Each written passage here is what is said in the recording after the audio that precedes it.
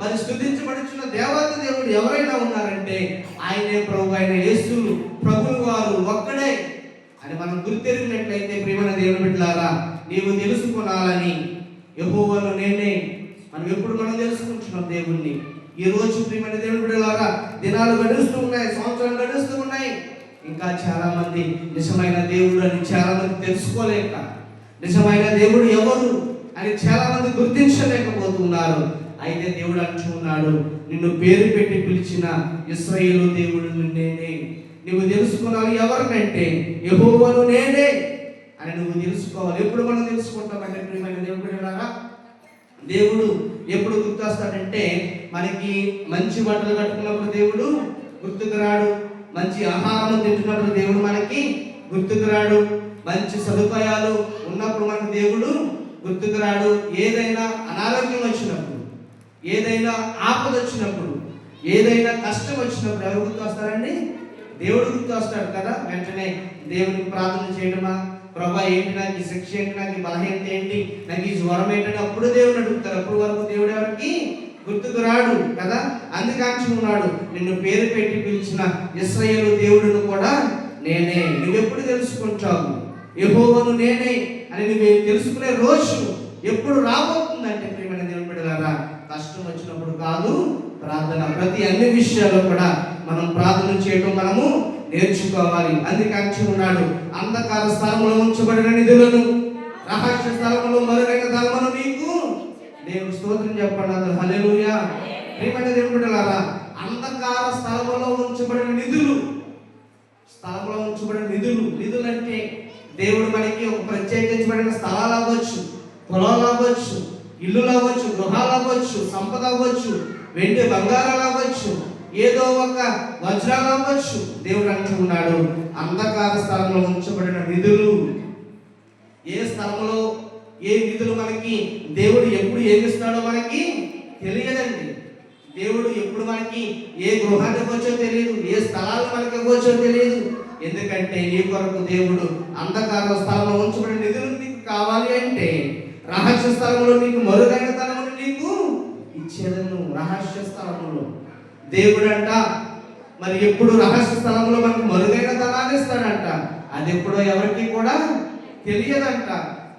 ఎందుకు తెలియదు అంటున్నాడంటే దేవుడు, నీవు ఎప్పుడైతే నిజమైన దేవుడని నువ్వు తెలుసుకుంటావో, నిజమైన యేసుక్రీస్తు ప్రభువు వారు నా కొరకే చనిపోయాడు, నా ప్రభువే నన్ను ఈ రకంగా ఆరాధించేవాడు, నా ప్రభువే, నా ప్రభువే ఈ రోజు నన్ను గణపరచడానికి నా ప్రభువు ఆకాశం నుండి చూస్తూ ఉన్నాడని నువ్వు ఎప్పుడైతే తెలుసుకునే రోజు నీకు వస్తుందో దేవుడు అంటూ ఉన్నాడు, నువ్వు ఎక్కడ అంధకార స్థలంలో ఉన్నా, ఎక్కడ అంధకార మరి ప్రదేశాల్లో నీవు ఉన్నా, ఎక్కడ అంధకారంలో నీవు ఉన్నా, నీకు నిధులను నేను అనుగ్రహిస్తాను. అంధకార స్థలంలో ఉంచబడిన నిధులు, నీకు మరుగైన స్థలంలో రహస్య స్థలంలో నీకు ధనాన్ని దేవుడు నీకు ఇస్తాడు. ప్రియమైన దేవుని బిడ్డలారా, ఈ లోకంలో మనం చూసినట్లయితే మనకు గృహము లేకపోయినా మనము బ్రతకలేము, ధనము లేకపోయినా మనం ఈ లోకంలో బ్రతకలేము కదా. దేవుడు అంటున్నాడు, నీకు మరుగైన ధనమును నేను ఇస్తాను. మరుగైన ధనము, ధనాన్ని దేవుడు మనకి ఇవ్వాలంటే ఎలాగా? దేవుడు మనకు ఉచితంగా ఏది కూడా మనకి ఇవ్వడు కదా. మరుగైన ధనాన్ని అంటే ఏంటంటే ఆశీర్వాదము, ఆయుష్ను. నువ్వు కష్టపడటానికి దేవుడు నీకు ఆయుష్ని ఇచ్చాడంటే నీకు అదే మరుగైన ధనము. ఈరోజు చాలా మందికి ఆరోగ్యం ఉండదు, ధనం ఉంటుంది. ఈరోజు చాలా మందికి ధనవంతులు ఉంటారు కానీ వారికి ఏముండదండి, ఆరోగ్యం ఉండదు. బంగారం ఉంటుంది కానీ వారు వేసుకోవడానికి సహకరించదు. ఎందుకంటే వారు మరి తినడానికి ఆహారం ఉంటుంది కానీ వారేమీ కూడా తినలేరు. ఎందుకు? భయంకరమైన షుగరు, భయంకరమైన వ్యాధులు. అంటే ప్రియమైన దేవుని బిడ్డలారా, ఈ లోకంలో ఎవరైనా ధనవంతులు ఉన్నారంటే అది ఎవరో తెలుసా? దేవుడు ఇచ్చిన ఆరోగ్యవంతులు. వారికంటే ధనవంతులు ఈ లోకంలో ఎవరు కూడా ఉండరు. ధనవంతులు ఉండొచ్చు, వారి డబ్బంతా కూడా హాస్పిటల్ చుట్టూ, వారి డబ్బంతా కూడా వైద్యం చుట్టూ వారు ఖర్చు పెడుతూ ఉంటారు కానీ డబ్బుతో ఆరోగ్యాన్ని కొనలేరు. కానీ ప్రార్థనతో మనం రక్షణ మనం కొనగలం కానీ మన డబ్బుతో ప్రార్థనని మనము కొనలేము, డబ్బుతో మనము ఆరోగ్యాన్ని మనం కొనలేము. డబ్బుతో దేవుని యొక్క ఆశీర్వాదాన్ని మనం కొనలేము, కానీ ఒకే ఒక ఆయుధంతో మనం ఏదైనా కొనగలం. ప్రార్థన అనే ఆయుధం అనుకుంటే, దేవుడు రక్షణ అనే ఆయుధం అనుకుంటే, నీ కుటుంబాన్ని అంతటిని కూడా రక్షించడానికి దేవుడు నీకు పరమందు ఆశీనుడైన వాడు నీకు ఉన్నాడని నువ్వు గుర్తెరిగినట్లయితే దేవుడు అంటూ ఉన్నాడు, నీ కొరకు నేను అంధకార స్థలంలో ఉంచబడిన ధనాన్ని, అంధకార స్థలంలో ఉంచబడిన నీ యొక్క స్థలాన్ని నేను మరుగు చేయబడ్డాను. కానీ దేవుడు అంటూ ఉన్నాడు, నేను నీకు ముందుగా పోవచ్చు, పెట్టగల స్థలాన్ని నీకు సలాహం చేయడానికి నేను వెళ్తూ ఉన్నాను. కానీ నువ్వు తెలుసుకోవాల్సింది ఏంటంటే, నిజమైన దేవుడు ఎవరు? నిజమైన దేవుడు, నా దేవుడు ఎక్కడున్నాడు? నా నిజమైన దేవుడిని నేను గుర్తెరగలిగానా? నా నిజమైన దేవుడిని నేను మరి గుర్తుపట్టగలిగానా? నా దేవుడిని నేను గుర్తించగలిగానా? నేను అనుకున్నట్లయితే దేవుడు అంటూ ఉన్నాడు, 4వ వచనం చూద్దాం, చూడండి ఒకసారి. నా సేవకుడైన యాకోబు నిమిత్తము, నేను ఏర్పరచుకున్న ఇశ్రాయేలు నిమిత్తము నేను నీకు పేరు పెట్టి నిన్ను పేరు పెట్టి, దేవుడు ప్రతి ఒక్కరిని కూడా పిలుస్తూ ఉన్నాడంట. దేవుడు ఇశ్రాయేలు దేవుడైన దేవుడే, అబ్రహాము దేవుడైన దేవుడే, ఇస్సాకు దేవుడైన దేవుడే యాకోబు గురించి చెప్తూ ఉన్నాడు. నా సేవకుడైన యాకోబు గురించి అంటూ ఉన్నాడు. నా యాకోబు ఎవరంటే, నా సేవకుడైన యాకోబు నిమిత్తము, నేను ఏర్పరచుకున్న ఇశ్రాయేలు నిమిత్తము నేను నీకు పేరు పెట్టి నిన్ను పిలిచింది. దేవుడు అంటూ ఉన్నాడు, యాకోబును పేరు పెట్టి పిలిచిన దేవుడే ఈ రోజు నిన్ను నన్ను కూడా దేవుడు పేరు పెట్టి పిలుస్తూ ఉన్నాడు. ఎప్పుడు పిలుస్తాడో తెలుసా? దేవుడు పేరు పెట్టి, నువ్వు ఎప్పుడైతే రహస్య స్థలంలోనికి వెళ్ళి దేవుడికి నువ్వు ప్రార్థించినప్పుడు, దేవుడికి నీకు మరుగైన స్థలాన్ని దేవుడికి ఇచ్చినప్పుడు, దేవుడు నిన్ను అంగీకరించినప్పుడు, నీవు కూడా దేవుడికి స్థానాన్ని ఇవ్వగలిగితే, దేవుడు ప్రతి ఒక్కరిని కూడా ఒక సేవకునే కాదు, ఒక పెద్ద వారినే కాదు, విశ్వాసం కూడా దేవుడు ఏం చేస్తాడంట? పిలుస్తూ ఉంటాడంట. ఎప్పుడు? నువ్వు దేవునితో మాట్లాడినప్పుడే. దేవునితో మనం మాట్లాడకపోతే దేవుడు పేరు పెట్టి మనం ఏమీ కూడా పిలవడానికి అంటూ ఉన్నాడు. నీవు నన్ను ఎరగకుండానప్పటికీ నీకు బిరుదులు ఇచ్చితిని, నేను యెహోవాను, మరి ఏ దేవుడను లేడు, నేను తప్ప ఏ దేవుడను. నేను స్తోత్రం చెప్తాను, హల్లెలూయా. దేవుడు అంటూ ఉన్నాడండి, ఏమని? నేను తప్ప వేరే రక్షకుడు లేడు, నేను తప్ప ఏ దేవుడు కూడా లేడు. కానీ నీవు నన్ను ఎరగకుండానప్పటికీ నీకు నేను బిరుదులు ఇచ్చాను. చూడండి ఎంత చక్కని మాట తెలిసింది. దేవుడు అంటూ ఉన్నాడు, యెషయా ద్వారా చెప్తూ ఉన్నాడు, ఏమని? నీవు నన్ను ఎరగకుండానప్పటికీ, నేను నీకు తెలియనప్పటికీ, నేను నీకెవరో తెలియదు, కానీ నేను నీకేమిచ్చాను? బిరుదులు ఇచ్చాను, గొప్ప పేరు నీకు ఇచ్చాను, గొప్ప ప్రఖ్యాతలు నీకు ఇచ్చాను, గొప్ప స్థానాన్ని నీకు ఇచ్చాను. దేవుడు అంటూ ఉన్నాడు, నీవు నన్ను ఎవరో నువ్వు గుర్తుపట్టలేదు, నేనెవరో నీకు తెలియదని ముమ్మారు నువ్వు అబద్ధం చెప్పావు, నేనెవరో తెలియదని ప్రాణాన్ని కాపాడుకున్నావు. పేతురు గొంకున్నప్పుడు, ముమ్మారు గొంకున్నప్పుడు ప్రభు ముందుగానే చెప్పాడు, నీవు నా గురించి అనేకమైన శ్రమలు పడతావు, నువ్వు నా గురించి అనేకమైన ఇబ్బందులు నీకు కలుగుతాయి, నన్ను గురించి అనేక సార్లు మీరు అబద్ధాలు చెప్పవలసి ఉందని ప్రభు వారు చెప్పినప్పుడు పేతురు ఏమన్నాడో తెలుసా? ప్రభువా, నా ప్రాణము తీర్చుకోవడానికి వచ్చిన, నా ప్రాణాన్ని చంపడానికి వచ్చిన నా దేవుని తప్ప నేను ఏమీ కూడా నేను ప్రేమించిన, నా దేవుడి నాకు కావాలంటాను అని పేతురు చెప్పినప్పుడు, ప్రియమైన దేవుని బిడ్డలారా, సమయం వచ్చింది, అడుగుతూ ఉన్నారు. యేసు ప్రభు ఎవరని అడిగినప్పుడు పేతురు 3 సార్లు అబద్ధం చెప్పాడు, ఆయన ఎవరో నాకు తెలియదు. ఎందుకు చెప్పాడు అన్నమాట? ఆయన ప్రాణాన్ని కాపాడుకున్నాడు. ఒకవేళ నా ప్రభు రక్షకుడని చెబితే పేతురు ప్రాణాన్ని ఎక్కడ చంపేస్తారని భయం, పేతురుని ఎక్కడ హత్య చేస్తారని భయం, పేతురుని ఎక్కడ నరహత్య చేస్తారని భయపడి తన ప్రాణాన్ని ఏం చేసుకున్నాడంటే కాపాడుకున్నాడంట. ఇక్కడ దేవుడు ఏమంటాడో తెలుసా? నీవు నన్ను ఎరగకుండానప్పటికీ నీకు నేను బిరుదులు ఇచ్చితిని. ఈరోజు దేవుడు మీకు చక్కని పేరుని ఇచ్చాడు, చక్కని కుటుంబాన్ని ఇచ్చాడు. ఇవన్నీ కూడా ఎవరు ఇచ్చినవే? దేవుడు ఇచ్చినవే. బిరుదులంటే పెద్ద మరి సమస్తలు మనకు అక్కర్లేదండి. దేవుడు మంచి పేరు ఇవ్వడం మనకి చాలా ప్రాముఖ్యత. అందుకంటే నీకు నేను బిరుదులు ఇచ్చింది, నేను యెహోవాను, మరి ఏ దేవుడను లేడు. పేతురు గురించి మనం నేర్చుకున్నాం. ఎరగకుండానప్పటికీ ముమ్మారు చెప్పినప్పుడు అయినా సరే ప్రభు పేతురుని క్షమించాడు. పేతురుని పశ్చాత్తాపడ్డాడు. అయ్యా, నన్ను ఎంతగానో ప్రేమించావు, నన్ను ఎంతగానో సృష్టించి నా కొరకు నువ్వు ప్రాణం పెట్టావయ్యా. నేను ఎరగకున్నప్పటికీ కూడా నాకు ఎవరో తెలియదని అబద్ధం చెప్పానయ్యా, నన్ను క్షమించాయని పేతురు ఏడుస్తూ ఉన్నాడు, పశ్చాత్తాపడుతూ ఉన్నాడు. దేవుడు అంటూ ఉన్నాడు, ముమ్మారు బొంకెదేవు. నేను ముందుగా ఎందుకు చెప్పానో తెలుసా? ప్రభు ప్రతి ఒక్క హృదయాంతరంగాలు ఎరిగిన దేవుడు కాబట్టి, మన అంతరంగంలో మన హృదయం అన్నిటికంటే బహు మోసకరమైనది కాబట్టి దేవుడు వారి హృదయాన్ని గురించి ముందుగానే చెప్పి ఉన్నాడు. ప్రియమైన దేవుడు బిడ్డలారా, ఎందుకు దేవుడు హృదయాన్ని గురించి చెప్పాడంటే హృదయంలో వచ్చే తలంపులు మనకి ఏమీ కూడా తెలియదు. మనం ఎవరినైనా గుర్తుపట్టవచ్చు, కానీ వారి హృదయ ఆలోచన మనం గుర్తుపట్టలేదు. అందుకనే దేవుడు అంటూ ఉన్నాడు, పేతురు గురించి ముందుగానే చెప్పి ఉన్నాడు. అపోస్తలుల కార్యంలో ఒకసారి మనం చూసినట్లయితే 20వ అధ్యాయంలో దేవుడు అంటూ ఉన్నాడు. అపోస్తలుల కార్యము 20వ అధ్యాయము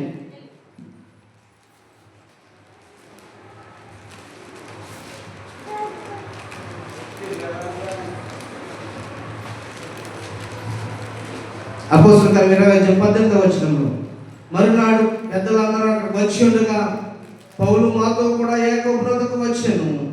అతడు వారిని కుశలం అడిగి తన పరిచర్య వలన దేవుడు అన్యజనులలో జరిగించిన వాటిని వివరంగా తెలియజెప్పాను.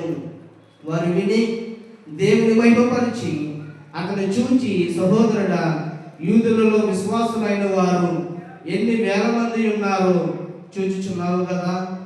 ఇక్కడ అపోస్తలుడైన పౌలు గారు ఒక ప్రాంతానికి వెళ్ళినప్పుడు, దశలోని సంఘానికి వెళ్ళినప్పుడు అక్కడ విశ్వాసులు అంటూ ఉన్నారు. ఏమంటూ ఉన్నారో తెలుసా? 20వ వచనంలో, 21వ అధ్యాయం 20వ వచనంలో ఒకసారి మనం చూస్తే, వారు విని దేవుని మహిమపరిచి అతన్ని చూచి, సహోదరుడా, యూదులలో విశ్వాసులైన వారు. చూడండి ప్రియమైన దేవుని బిడ్డలారా, యూదులలో విశ్వాసులైన వారు ఎన్ని వేల మంది ఉన్నారో అది మనం ఎవరు కూడా కనిపెట్టలేదు. ఎందుకంటే దేవుడు వాక్యము ప్రసంగించినప్పుడు, అపోస్తలుడైన పౌలు గారు ఒక చోటకు వెళ్ళి దశలోని సంఘానికి వెళ్ళి చెప్తున్నప్పుడు అక్కడ ఎన్ని వేల మంది రక్షించబడ్డారో తెలుసా? ఎన్ని వేల మందో అంతులేదు. పౌలు గారు ప్రసంగిస్తూ ఉండగా ఎన్ని వేల మంది రక్షించబడ్డారో, ఎన్ని వేల మంది దేవుని వాక్యాన్ని అక్కడ వింటూ ఉన్నారో, వారందరూ కూడా ధర్మశాస్త్రం నందు ఆసక్తి గలవారు. ఎవరంటే వారు ఆసక్తి గలవారు. దేవుని వాక్యమందు ఆసక్తి కలిగిన వారు వారందరూ కూడా. అందుకంటూ ఉన్నాడు, యూదులలో విశ్వాసులైన వారు ఎన్ని వేల మంది ఉన్నారో కదండి. ఈరోజు మనం ఒకసారి గమనించినట్లయితే దేవుని వాక్యాన్ని వినేవారు చాలా మంది వేలలో ఉన్నారు, కానీ వాక్యాన్ని అంగీకరించలేని వారు ఎంత లక్షల్లో ఉన్నారో కదా. దేవుని వాక్యాన్ని అంగీకరించగలిగినట్లయితే ఈ రోజు నిజదేవుని తెలుసుకోవడానికి అనేక మంది వస్తూ ఉన్నారు. ఈ రోజు దేవుని యొక్క వాక్యాన్ని గైకునేవారు అనేకమైన ఉపద్రవాల నుంచి ఎదుర్కొని, శ్రమ నుంచి ఇబ్బందులు పడుతూ దేవుని కొరకు నిలబడుతున్న సాక్షులు ఈరోజు అనేకమైన వేలలో ఉన్నారు. ఈరోజు ప్రియమైన దేవుని బిడ్డలారా, విశ్వాసులైన వారు ఎంతమంది అయితే ఉన్నారో ఆ విశ్వాసులు కూడా అంతే మంది ఉన్నారు. వారు ఎప్పుడు గైకుంటారు దేవుని వాక్యాన్ని అంటే ప్రియమైన దేవుని బిడ్డలారా, చెప్పాను కదా, నేను నిన్ను ఎప్పుడు ఎరగకుండానప్పటికీ నీకు అనేకమైన బిరుదులు ఇచ్చానని ప్రభువు వారు అంటూ ఉంటే, ఎప్పుడు కనుక్కుంటారంటే దేవుణ్ణి? కష్టం వచ్చినప్పుడు, అనారోగ్యం వచ్చినప్పుడు, ప్రతి ఒక్క సందర్భంలో ఆపద వచ్చినప్పుడు, ఏదైనా ఒక గండం మనకు తగిలినప్పుడు ఎవరు గుర్తొస్తారన్నప్పుడు చెప్పాలి. ఎవరు గుర్తొస్తారు? దేవుడు. అప్పుడు దేవుడు గుర్తొస్తాడు. దేవుడు అంటూ ఉన్నాడు ప్రతి ఒక్కరిని కూడా, నేను నిన్ను శిక్షించలేను కానీ నేను మరణానికి నేను. ఎందుకు ఆ మాట అన్నాడు? శిక్ష అని ఎందుకు దేవుడు మనకు కలుగజేస్తాడంటే దేవుడి గురించి తెలుసుకోవడానికి కదా. దేవుడి గురించి తెలుసుకోవడానికి ఏ విషయంలో అయినా సరే మనం దేవుని మర్చిపోయామా, ఏ విషయంలో అయినా మనం దేవుని మర్చిపోయామనుకో దేవుడు మనకు కలుగజేస్తూ ఉంటాడు, నేర్పిస్తూ ఉంటాడు, ఒక శిక్ష అనేది పెడతా ఉంటాడు. ఈరోజు నాకు ప్రార్థన చేసేవారు లేరు, ఈరోజు నాకు ప్రార్థన చేయలేదు. దేవుడు ఏం పెడతాడో తెలుసా? మనకి ఒక శిక్ష పెడతాడు, ఏదో పనిష్మెంట్, ఏదో రూపంలో ఏదో మరి శ్రమ కలుగుతుంది. అప్పుడు మనం తెలుసుకుంటాం, ఈరోజు నేనేం చేయలేదు, ప్రార్థన చేయలేదు కదా, ఈరోజు దేవుని వాక్యం నేను చదవలేదేమో, ఈరోజు నేను దేవుని కుడికి రాలేదేమో, నా కుటుంబంలో అందుకే అలా జరిగింది. ఈరోజు నాకు ఒక శ్రమ కలిగింది, ఈరోజు ఏదో మరి నాకు ఆపద వచ్చింది, ఎందుకంటే నేను దేవుని మర్చిపోయానేమో. అందుకే కీర్తనకారుడైన దావీదు అంటూ ఉంటాడు, కీర్తన గ్రంథంలో ఒక్కొక్కసారి మనం చూస్తే దావీదు చెప్తూ ఉంటాడు చక్కని మాట. ఇక్కడ దావీదు అంటూ ఉన్నాడు చూడండి, 130 అధ్యాయంలో 1 వచనంలో దావీదు అంటూ ఉన్నాడు, యెహోవా అగాధ స్థలంలో నుండి నేను నీకు మొరపెట్టుచున్నాను. ప్రభువా కదండి, అగాధ స్థలము, అడవి ప్రాంతాల్లో దావీదు ప్రార్థన చేస్తున్నాడంట. అగాధ స్థలం అంటే ఎవరు లేని చోట, ఎవరు లేని మరి జనులు లేని చోట, ఎవరు భయంకరమైన జనసంచారం లేని చోట నుంచి ఆయన ప్రార్థన చేస్తున్నాడంట. ఏమని? ప్రభువా నేను నీకు మొరపెట్టుచున్నాను, నా ప్రార్థన ఆలకించుము. దావీదే అగాధ స్థలం నుంచి దేవుడికి మొరపెడుతూ ఉంటే, ఈ రోజు దేవుడు మనకి ఇచ్చిన అవకాశాలు, దేవుడు మనకి ఇచ్చిన చక్కని ధన్యతల్లో, ఈ రోజు దేవుడు మనకి ఇచ్చిన నివాసమైన స్థలాల్లో నుండి దేవుడికి మనం ప్రార్థన చేయగలుగుతున్నామా? ఒకసారి ఆలోచించండి ప్రియమైన దేవుని బిడ్డలారా. అందుకే అంటూ ఉన్నాడు, నీ చెవియోకి నా ఆర్తధ్వని వినుము. దావీదు అడుగుతున్నాడు 2వ వచనంలో చూడండి ఒకసారి, నీ చెవియోకి నా ఆర్తధ్వని వినుము. యెహోవా నువ్వు దోషములు కనిపెట్టి చూచినట్లా ప్రభువా ఎవడు నిలవగలడు? యెహోవా కొరకు నేను కనిపెట్టుచున్నాను, నా ప్రాణము ఆయన కొరకు కనిపెట్టుచున్నది, ఆయన మాట మీద నేను ఆశ పెట్టుకున్నాను. దావీదు అంటూ ఉన్నాడు, నేను ఎవరి కొరకు కనిపెడుతున్నాను? యెహోవా కొరకు నేను కనిపెడుతున్నాను. నా ప్రాణం ఎవరి కొరకు కనిపెడుతుంది? ఆయన కొరకు కనిపెడుతుంది. ఆయనే సర్వ శరీరులకు దేవుడు, ఆయనే నిజమైన రక్షకుడు.